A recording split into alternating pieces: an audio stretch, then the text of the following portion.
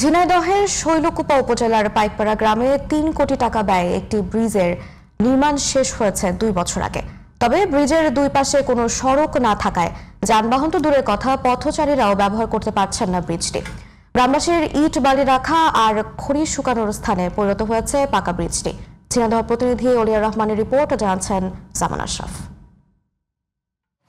কেউ শুকাচ্ছেন পাট, কেউ বা পাটকাঠি। ব্রিজের উপরে স্তূপ করে রাখা আছে ইট ও বালি।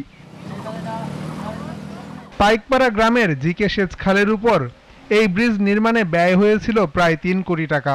তবে ব্রিজের দুপাশে নেই কোনো সড়ক, সেই থেকে অবহেলায় পড়ে আছে ব্রিজটি। অথচ ঝিনাইদহের শৈলকুপা পার্শ্ববর্তী মাগুরা জেলার অন্তত অর্ধশত গ্রামের মানুষ চলাচল করেন এই পথে। বিকল্প পথ না থাকায় পুরাতন ঝুঁকিপূর্ণ ব্রিজ দিয়েই চলাচল করছে যানবাহন।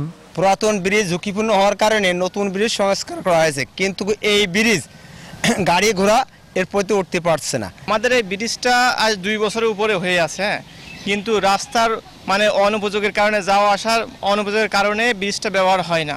এই ব্রিজটা যদি সোজা হতো তাহলে আমাদের চলাচল গাড়ি ঘোড়া যাওয়ার জন্য সুবিধা ছিল। ক্রসের পর ক্রসে কোনো যানবাহন ওর উপরে যেতে পারে না। এই ব্রিজটা ব্যবহার হয় না বলে এই জন্য যার মন ইচ্ছা সে এটা রাখে, বাধা দেয় না। যে সংযোগ রাস্তা, সেই রাস্তাটা ব্যবহারও অনুযোগী, যার কারণে এই রাস্তায় চলাচল যাচ্ছে না।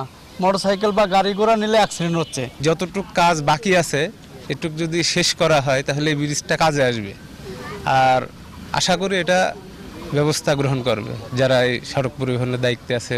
সড়ক বিভাগ বলছে ব্রিজ নির্মাণের সময় জমি বুঝে না পাওয়ায় রাস্তা নির্মাণ করা যায়নি। তবে দ্রুতই দুপাশে সড়ক নির্মাণ করে ব্রিজটি চালু করার আশ্বাস দিয়েছেন এই কর্মকর্তা।